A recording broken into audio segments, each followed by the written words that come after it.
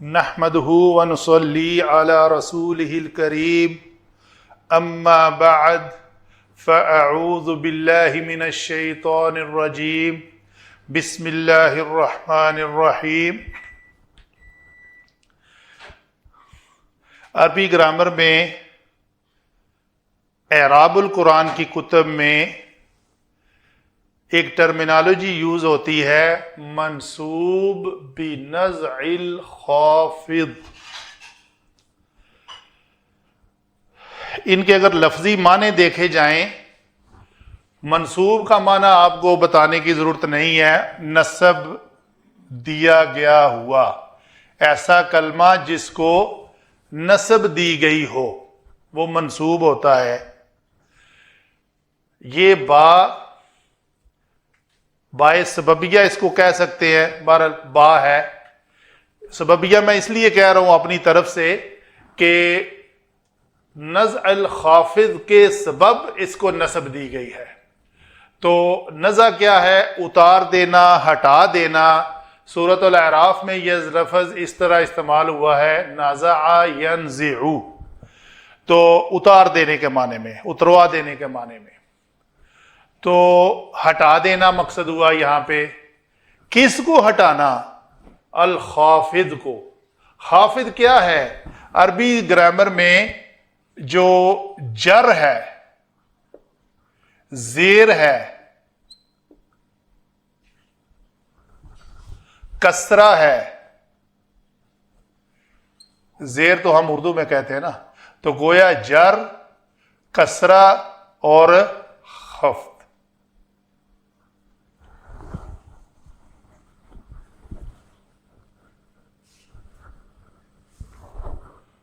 خافضات۔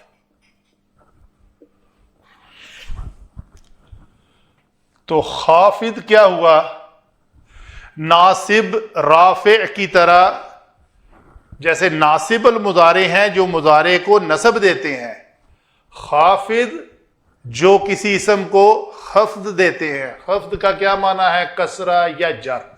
یہ حروف جار کی طرح لفظ، جارر، جار، خافض کسرہ دینے والا، جر دینے والا۔ تو یہ اسم الفاعل ہے، یہ عامل ہے، یہ کوئی عمل کرتا ہے۔ تو اس نے عمل کیا کیا؟ یہ کون ہوتے ہیں؟ خافض کون ہوتے ہیں جو جر دیتے ہیں؟ حروف جارہ ہوتے ہیں، الا اور من۔ من اپنے بعد والے اسم کو کسرہ دیتے ہیں تو گویا یہ خافض ہوئے، یہ جار ہوئے، جر دینے والے۔ اچھا، نزع کہتے ہیں ہٹانے کو۔ تو ہم اللہ تعالیٰ نے قرآن پاک میں ارشاد فرمایا سَنُعِيدُهَا سِيرَتَهَا الْأُولَىٰ، 21 نمبر آیت ہے سورۃ طٰہٰ کی۔ تو تم نہ ڈرو، ہم لوٹا دیں گے اس کو اس کی پہلی حالت کی طرف۔ یعنی رسیوں کا ڈالنا، پھر ان کا سانپ بن جانا۔ سانپ کو پکڑنے سے نہ ڈرو، جب آپ پکڑو گے تو وہ دوبارہ پہلی سیرت، پہلی حالت میں چلا جائے گا، یعنی رسی بن جائے گا۔ تو گویا یہ جو سیرت حل اولا ہے، یہ منصوب کیوں ہے؟ منصوب علماء یہاں پہ یہ لکھتے ہیں کہ اس کی جو اصل حالت ہے وہ الا سیرتی حل اولا ہے۔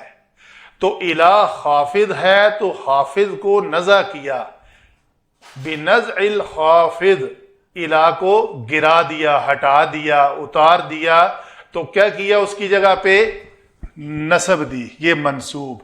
تو یہ سیرت لفظ جو ہے منصوب بالنزع الخافض۔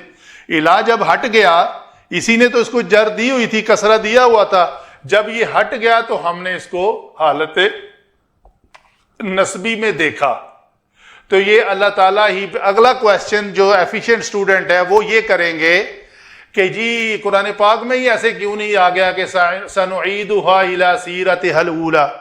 یہ اللہ اور اللہ کے رسول بہتر جانتے ہیں۔ یا قیامت تک قرآن کے اعجاز ظاہر ہوتے رہیں گے، کچھ نہ کچھ وجہ ہوگی یقیناً. دوسری آیت دیکھتے ہیں اسی شکل میں. وَاخْتَارَ مُوسَىٰ قَوْمَهُ 70 رَجُلًا. تو اختیار کیا، چنا، خیر حاصل کی. یہ اختارا لفظ جو ہے خیر سے ہے، خایرہ، تو باب افتعال سے آیا ہوا ہے. اختیارا یختیرو اختارا. موسیٰ علیہ السلام نے چنا قومہ، اپنی قوم کو، مانا تو اس طرح بن رہا ہے 70 رجل. تو اگر پوری قوم کو چنا تو پھر ان 70 رجل، 70 مردوں سے کیا مراد ہے؟ یہ اس وقت کے رؤسا امراء میں سے انہوں نے 70 آدمی جو چنے تھے، تو پھر اس سے کیا مراد ہے؟ پوری قوم. تو گویا اس کی جو علماء نے جہت بیان کی ہے کہ یہ اصل میں قوم لفظ موسیٰ علیہ السلام نے پوری قوم نہیں چنی تھی، قوم میں سے کچھ لوگ 70 چنے تھے.